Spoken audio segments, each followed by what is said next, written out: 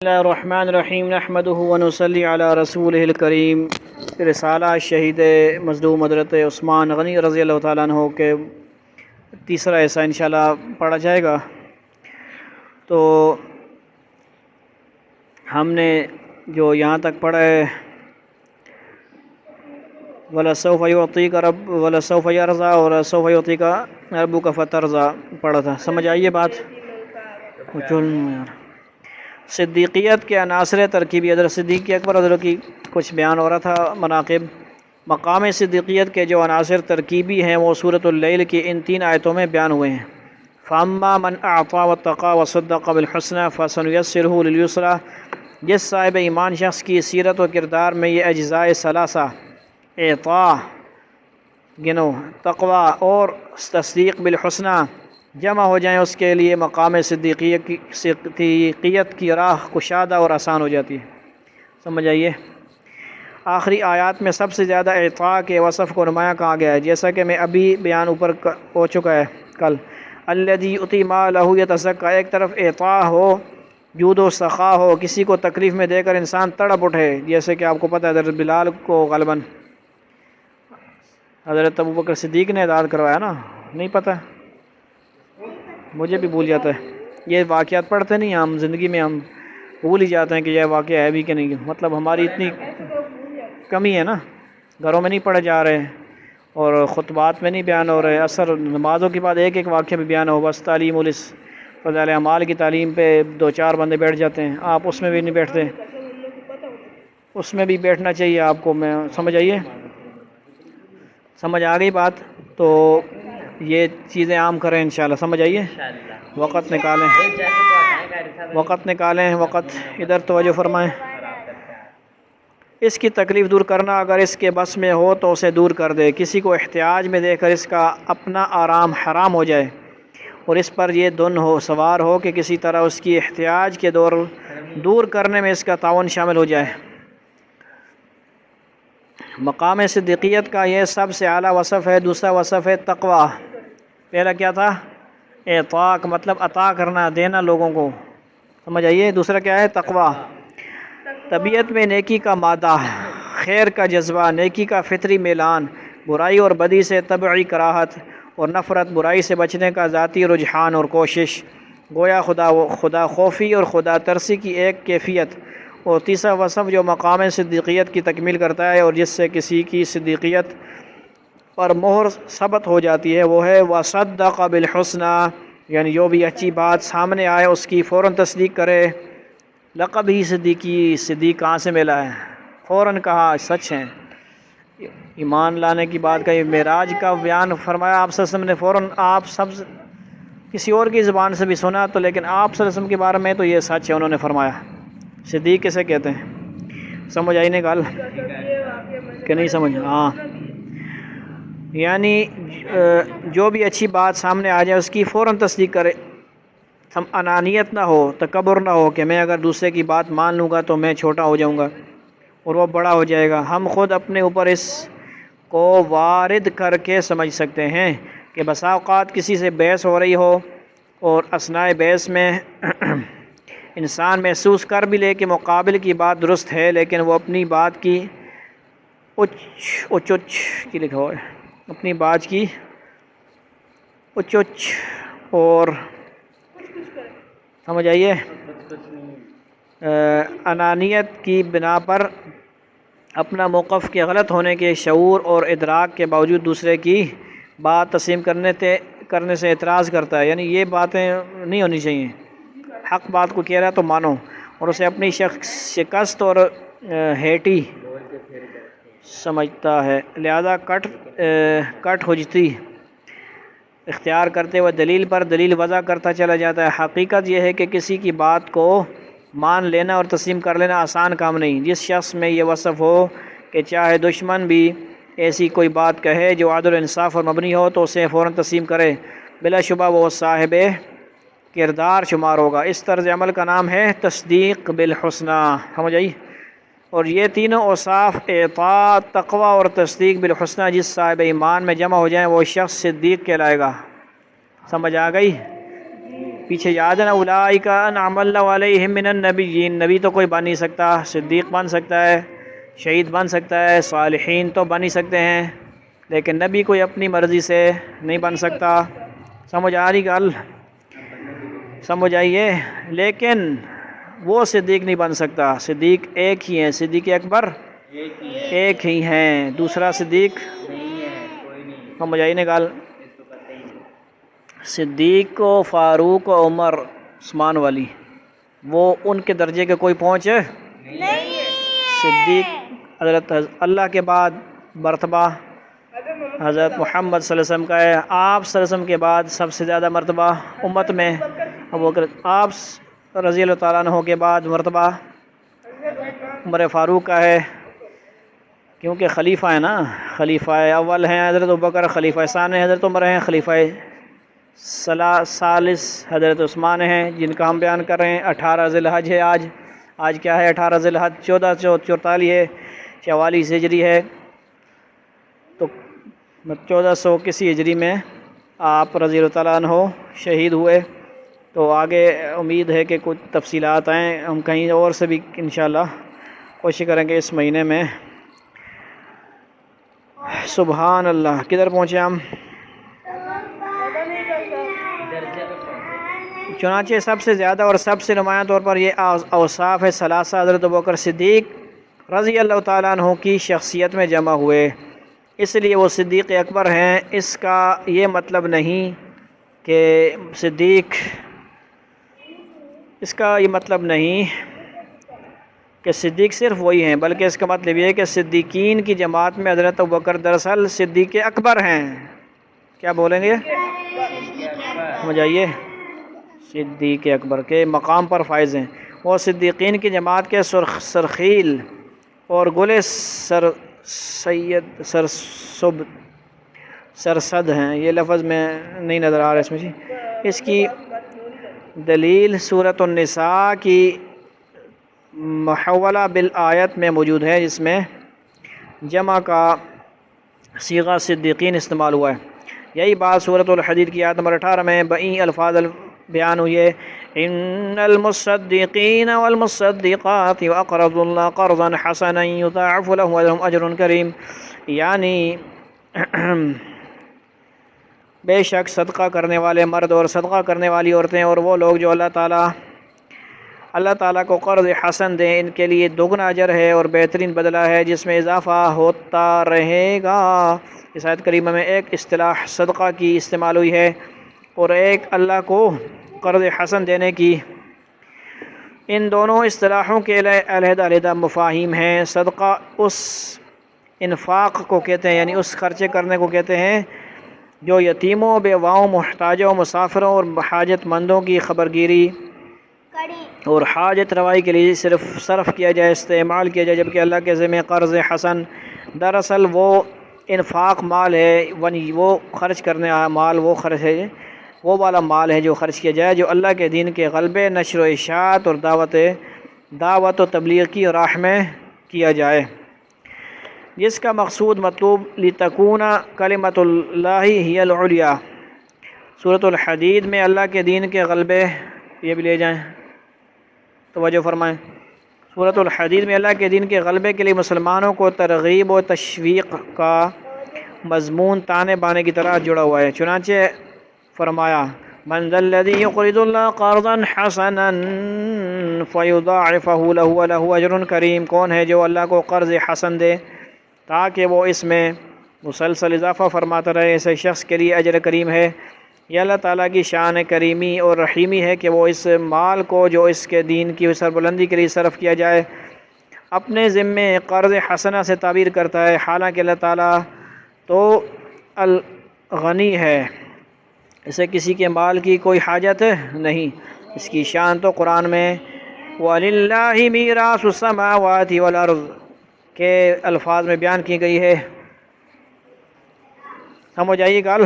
لیکن وہ اپنے دین کی راہ میں خرچ کیے جانے والے مال کو اپنے ذمہ قرض حسن سے تعبیر فرماتا ہے، جس سے محض مسلمانوں کی حوصلہ افزائی اور قدر دانی مقصود ہے۔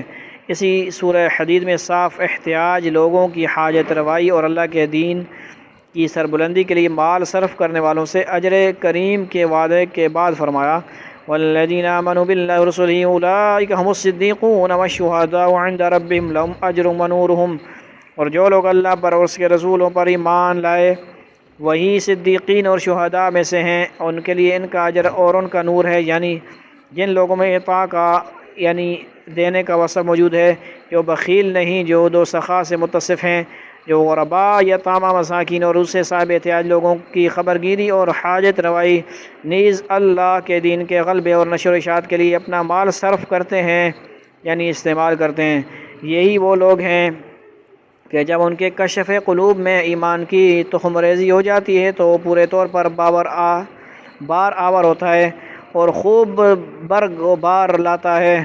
یہ بات آپ اچھی طرح جانتے ہیں کہ بیج ایک ہو، کیا ہو، لیکن اگر زمین مختلف ہو تو نتائج بھی مختلف برآمد ہوتے ہیں۔ ہر بیج کی نشو و نما اور بار آوری کے لیے لازم ہے کہ زمین اس بیج کے لیے سازگار ہو، تیار شدہ ہو، گوڈی اس کی ہوگی ہو، ہل چلایا گیا ہو۔ اگر زمین بنجر ہوگی تو بیج ضائع ہو جائے گا، ایک ہو یا زیادہ ہو۔ اسی بات کو نبی اکرم صلی اللہ علیہ وسلم نے اپنے ارشاد گرامی سے بھی واضح کیا، اور اسی کی ایک تمثیل انجیل میں بھی بیان ہوئی ہے، جس کا مفاد یہ ہے کہ زمینوں کے فرق سے پیداوار میں زمین و آسمان کا تفاوت ہو جائے گا۔ ایک کشت قلب وہ ہے جس میں عطا دینے کا جو صدقہ اور انفاق فی سبیل اللہ کا حل چل چکا ہے، اس میں جب ایمان کا بیج پڑے گا تو بار آور ہوگا اور اس کو صدیقیت اور شہادت کے مقامات عظمیٰ تک رسائی حاصل ہو جائے گی۔ اولئک هم الصدیقون والشہداء عند ربہم، یہی وہ لوگ ہیں جو اپنے رب کے نزدیک صدیق بھی ہیں اور شہید بھی۔ لہم اجرہم ونورہم، یہی وہ لوگ ہیں جن کا بدلہ بھی اللہ کے ہاں محفوظ ہے اور جن کا نور بھی محفوظ ہے۔ یہاں تک ہوا کچھ صدیق اکبر رضی اللہ کا بیان۔ آگے جو اصل ٹاپک ہے سیرت عثمان رضی اللہ کے چند رخشاں پہلو۔ حضرت عثمان غنی رضی اللہ کے لقب ذو النورین کی شرح اس آیت کی روشنی میں بھی ہوتی ہے، کیونکہ ہم جب حضرت عثمان غنی رضی اللہ کے سیرت مبارکہ کا بغور مطالعہ کرتے ہیں تو صاف نظر آتا ہے کہ نور صدیقیت اور نور شہادت دونوں جس شخصیت میں یکجا ہو جائیں جمع ہوئے ہیں وہ حضرت عثمان بن عفان رضی اللہ عنہ ہیں۔ اس بات کو حضرت عثمان غنی رضی اللہ کی سیرت کے تجزیے سے بہتر طریقے پر سمجھا جا سکے گا۔ میں جو بات واضح کرنا چاہتا ہوں میں اس کا تانا بانا بن چکا ہوں، اب آپ اس میں بصورت پھول ٹانک سکتے ہیں۔ سبحان اللہ۔ اب یہ پھول آپ کو علیحدہ محسوس نہیں ہوں گے بلکہ تانے بانے میں گتھے ہوئے نظر آئیں گے، گتھے ہوئے۔ جود و سخا ایک یہ صفت ہے حضرت عثمان کی رضی اللہ تعالیٰ عنہ۔ سب سے پہلے اعطاء کے وصف کو لیجئے جو مقام صدیقیت کا وصف اول ہے۔ یہ حضرت عثمان وصف حضرت عثمان کی سیرت میں بہت نمایاں ہو کر سامنے آتا ہے۔ امام الہند حضرت شاہ ولی اللہ دہلوی نے اپنی معرکۃ الآراء کتاب ازالۃ الخفاء عن خلافت الخلفاء میں محققین کا یہ قول نقل کیا ہے کہ حضرت عثمان غنی رضی اللہ کو ذو النورین کا جو لقب ملا تو اس کا ایک سبب یہ بھی ہے کہ ان میں دو سخاوتیں جمع ہو گئی تھیں۔ سبحان اللہ۔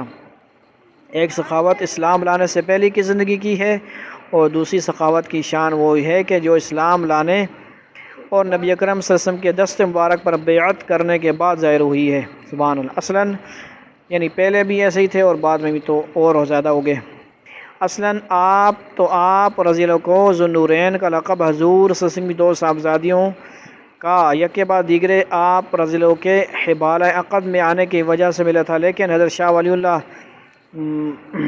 محدث دہلوی کے نزدیک محققین امت کا یہ قول بھی سند کا درجہ رکھتا ہے کہ اس معزز لقب کا باعث حضرت عثمان رضی اللہ کی زندگی میں اسلام سے قبل اور قبول اسلام کے بعد کی جود و سخا بھی ہے۔ یہ بھی سمجھ آئی۔ دوسری بات ذہن میں رکھیں آپ، حضرت عثمان غنی رضی اللہ کی عمر نبی اکرم صلی اللہ علیہ وسلم سے 5 سال کم تھی۔ ان کے حضرت ابوبکر صدیق سے بھی بڑے گہرے مراسم تھے۔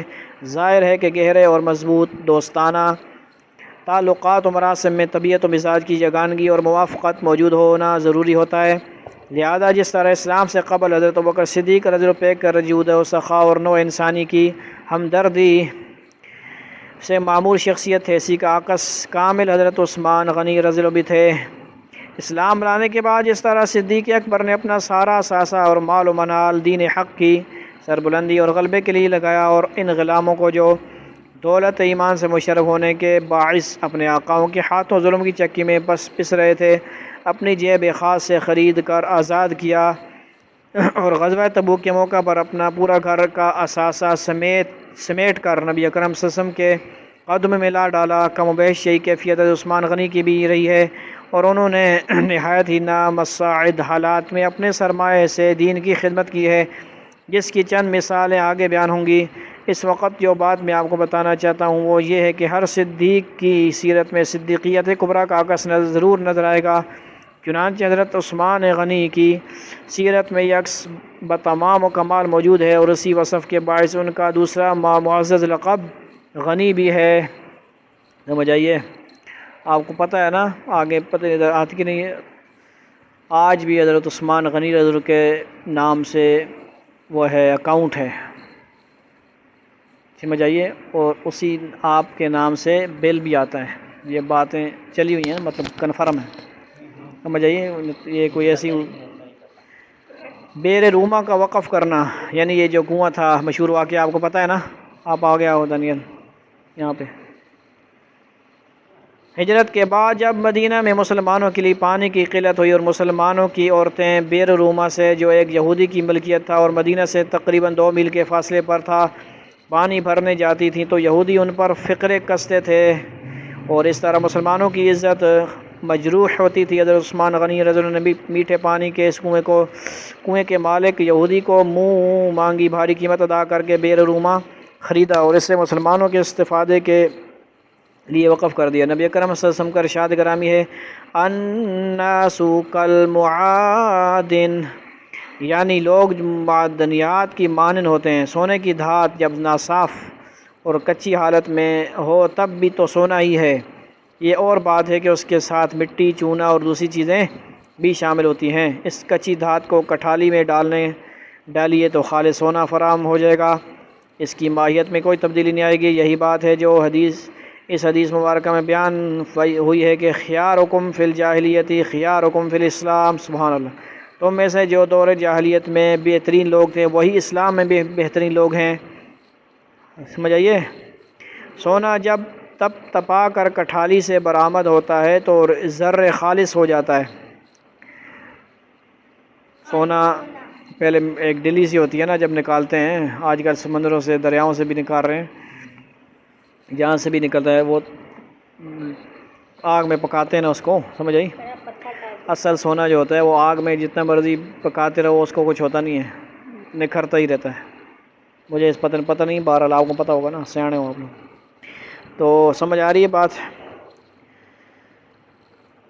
یہی معاملہ صدیقین کا ہوتا ہے، ان میں جو اوصاف ایمان سے قبل موجود ہوتے ہیں وہ ایمان کی بھٹی میں گزر کر مزید نکھر جاتے ہیں۔ سبحان اللہ، پہلے بھی سونا تھے اور اسلام کے اندر مزید نکھار آ گیا، اسلام کی بھٹی میں اور بھی ان کی پالش ہو گئی۔ مالش کا لفظ پتہ نہیں، سمجھ آئیے بات؟ مالش بھی کہہ سکتے ہیں، روحانی مالش، سمجھ آئی گل؟ تو مزید نکھر جاتے ہیں اور پختہ ہو جاتے ہیں۔ سبحان اللہ، اسی اعتبار سے صدیق اکبر اور عثمان غنی کی سیرتوں کے دونوں ادوار میں فیاضی اور سخاوت اپنے عروج پر نظر آتی ہے۔ ابھی میرا خیال ہے یہیں پہ ہی ٹائم پورا کیا جائے، امید ہے کہ ہمارے کوشش کریں کچھ الفاظ ہم اس بارے میں بھی آیت نکالتے ہیں، وہ چھٹے سپارے کی، اس پہ بھی کچھ بات کرتے ہیں۔ جو موضوع ہے آج کا یعنی قرآن پاک کا جو موضوع ہے عظمت قرآن، غلاموں کو آزاد کرنا۔ حضرت عثمان غنی رضی اللہ عنہ جو بالکل آغاز ہی میں حضرت ابوبکر صدیق کی دعوت پر ایمان لائے تھے، خود فرماتے ہیں کہ نبی اکرم صلی اللہ علیہ وسلم بولنے ہی نہیں ہو، میں اپنے آپ سے لگاؤں، مطلب صلی اللہ علیہ وسلم، صلی اللہ علیہ وسلم کے دست مبارک پر بیعت ایمان کرنے کے بعد میری زندگی میں کوئی جمعہ ایسا نہیں گزرا جس میں میں نے کسی نہ کسی غلام کو آزاد نہ کیا ہو۔ سبحان اللہ، اگر کبھی ایسا اتفاق ہوا کہ میں کسی جمعہ کو غلام آزاد نہ کر سکا تو اگلے جمعہ کو میں نے 2 غلام آزاد کیے۔ ایسے غلام آزاد ہوئے کہ آج دیکھیں کوئی غلام والا سسٹم ختم ہی ہو گیا۔ کوئی کفارہ ادا کرنا چاہے گا تو غلام والا سسٹم نہیں ہے، دوسرے سسٹم ہے۔ حرم نبوی صلی اللہ علیہ وسلم کی توسیع یعنی کام، اس کو بڑا کرنا، حرم نبوی کو بڑا کرنا، مسجد نبوی کی توسیع کے لیے نبی اکرم صلی اللہ علیہ وسلم نے ایک موقع پر فرمایا کہ کون ہے کہ وہ فلاں مویشی خانے کو مول لے اور ہماری مسجد کے لیے وقف کر دے تاکہ اللہ اس کو بخش دے۔ سبحان اللہ۔ حضرت عثمان غنی نے 20 یا 25 ہزار دینار میں یہ قطع زمین خرید کر مسجد نبوی کے لیے وقف کر دیا۔ سبحان اللہ۔ مسجد نبوی میں جاتے ہیں آپ، اللہ بار بار لے کے جائے، عثمان رضی اللہ کو بھی ثواب ملتا ہے۔ سمجھ آ رہی ہے بات؟ جیش عسرہ کے لیے ایثار۔ غزوہ تبوک کے موقع پر حضرت عثمان غنی کا جذبہ اتفاق فی سبیل اللہ دیدنی تھا، یعنی دیکھنے کے قابل تھا۔ یہ وہ موقع تھا کہ صدیق اکبر رضی اللہ عنہ اس مقام بلند ترین تک پہنچے کہ کل اساس البیت لا کر حضور صلی اللہ علیہ وسلم کے قدموں میں ڈال دیا۔ یاد ہے نا یہ والی بات کہ نہیں؟ ہاں، گھر میں جھاڑو تک نہ چھوڑی، یعنی سوئی بھی نہ چھوڑی۔ اور جب حضور صلی اللہ علیہ وسلم نے فرمایا کہ کچھ فکر عیال بھی چاہیے تو اس رفیق غار اور عشق و محبت کے رازدار نے کہا پروانے کو چراغ ہے بلبل کو پھول بس، پروانے کو چراغ ہے بلبل کو پھول بس، صدیق کے لیے ہے خدا کا رسول بس۔ سبحان اللہ نہیں بولیں گے؟ زبردست اللہ وسایا صاحب آگا زبردستی سبحان اللہ آخنا پہنا تو سمجھ آئی نا؟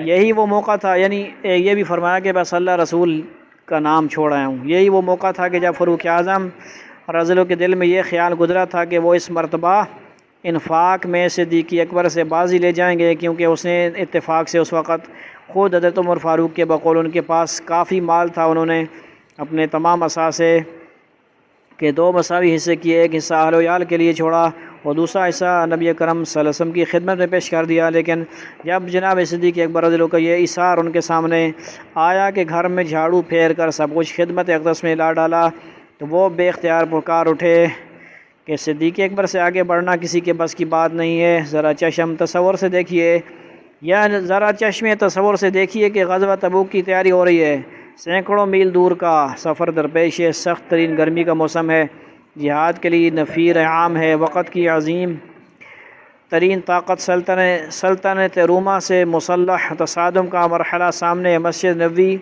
صلی اللہ علیہ وسلم میں نبی اکرم صلی اللہ علیہ وسلم ممبر پر تشریف فرما ہے اور لوگوں کو بار بار ترغیب و تشویق دلا رہے ہیں کہ وہ اس غزوہ کے لیے زیادہ سے زیادہ انفاق کریں، خرچ کریں، چندہ دیں، آلات حرب و ضرب اور سامان رسد و نقل و حمل مہیا کریں یا اس کی فراہمی کے لیے نقد سرمایہ فراہم کریں۔ اس موقع پر حضرت عثمان رضی اللہ تعالیٰ عنہ عثمان غنی رضی اللہ تعالیٰ عنہ کھڑے ہوتے ہیں اور بارگاہ رسالت میں عرض کرتے ہیں کہ حضور میری طرف سے 100 اونٹ ماس ساز و سامان حاضر ہیں۔ سبحان اللہ۔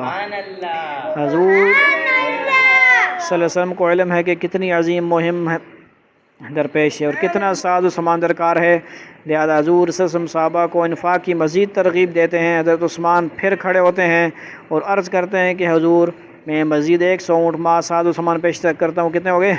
200۔ حضور صلی اللہ علیہ وسلم لوگوں کو مزید ترغیب دیتے ہیں۔ حضرت عثمان تیسری بار پھر کھڑے ہوتے ہیں اور عرض کرتے ہیں کہ میں ساز و سامان سمیت 100 اونٹ مزید فی سبیل اللہ نذر کرتا ہوں۔ سبحان اللہ۔ یعنی اس مرد غنی کی جانب سے اس غزوہ کے لیے 300 اونٹ ماس ساز و سامان پیش کیے جاتے ہیں۔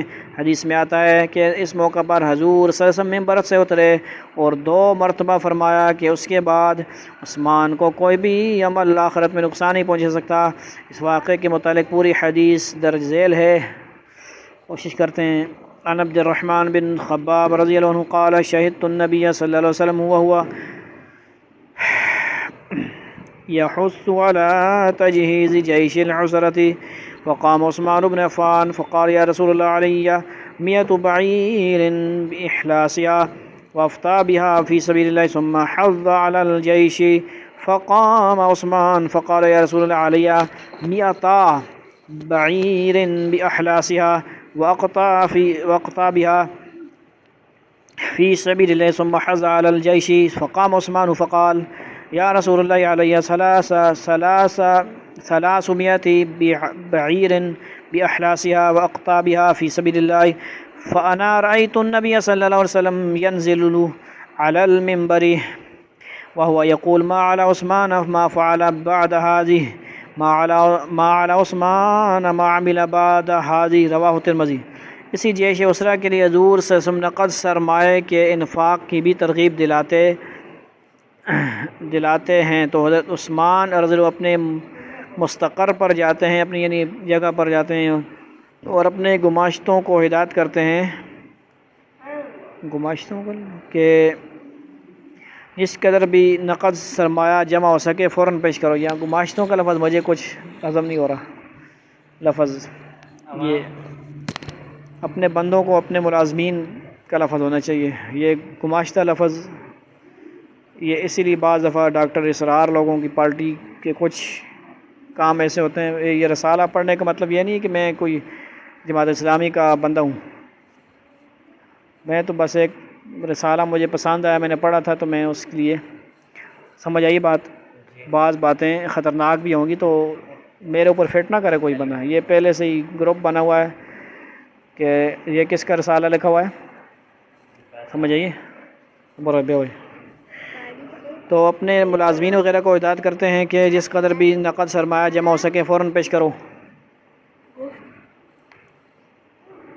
مغرب کے بعد پہنچا دو نا وہاں پہ، میرے لیے رکھا ہوا ہے، ہاں تو مغرب کے بعد لے آنا، ہاں موٹر سائیکل ہے نا، آج خود تو ادھر پھر رہے ہو نا، خود تو پھر رہے ہو، راجپوت پتہ ہے نا، راجپوت، ابھی نماز پڑھ کے بعد لے آنا، ٹھیک ہے؟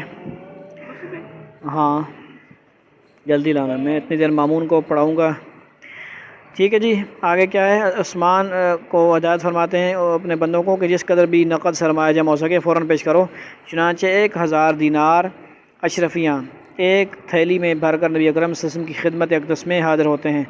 حضور صلی اللہ علیہ وسلم ممبر پر تشریف فرما ہے، عثمان غنی رضی اللہ عنہ حضور کی گود میں وہ اشرفیاں او یار جولو نا یار الٹ رہے ہیں، اس طرح سمجھے، اس طرح گود میں پڑے ہوئے ہیں، تو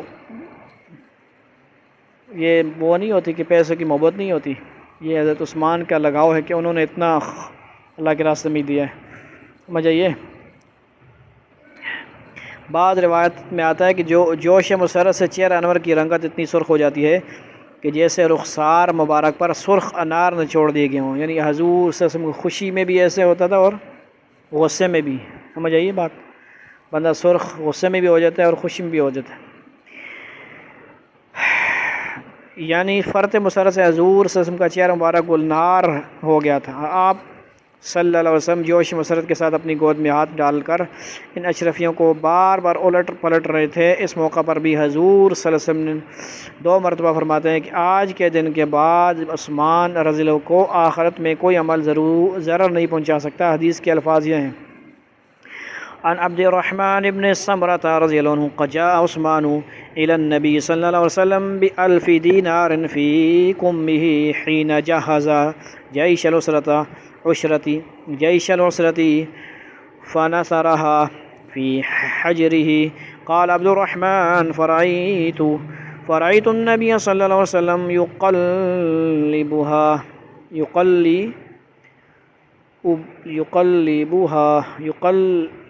یہ کیا ہے، با ہے کیا ہے، ہاں یقلب پلٹنا، فی حجرہ ویقول ما ضر عثمان ما عمل بعد اليوم مرتين، رواہ ترمذی، رواہ ایضا احمد فی المسند۔ اس کا دور بھی امکان نہیں تھا، یار زبردستی نہیں ہے تھا یار، چلو، اس کا دور بھی امکان نہیں تھا کہ آن حضور صلی اللہ علیہ وسلم کی اس بشارت کے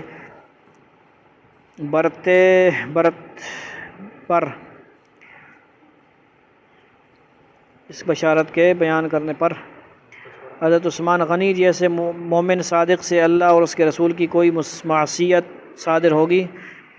حضور صلی اللہ علیہ وسلم کا یہ ارشاد دراصل حضرت عثمان غنی رضی اللہ عنہ کے اس بلند ترین مقام و مرتبہ کے اظہار کے لیے تھا جو انہوں نے انفاق فی سبیل اللہ کی بدولت حاصل کیا تھا۔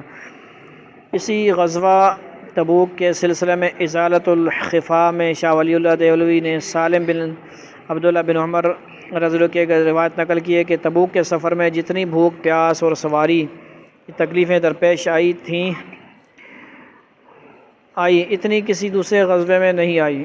دوران سفر ایک مرتبہ سامان خرد و نوش ختم ہو گیا۔ حضرت عثمان غنی رضی اللہ عنہ کو معلوم ہوا تو انہوں نے مناسب سامان اونٹوں پر لاد کر حضور صلی اللہ علیہ وسلم کی خدمت میں روانہ کیا۔ اونٹوں کی تعداد اتنی کثیر تھی کہ ان کی وجہ سے دور سے تاریکی نظر آ رہی تھی کہ جس کو دیکھ کر رسول اللہ صلی اللہ علیہ وسلم نے فرمایا لوگوں تمہارے واسطے بہتری آ گئی ہے۔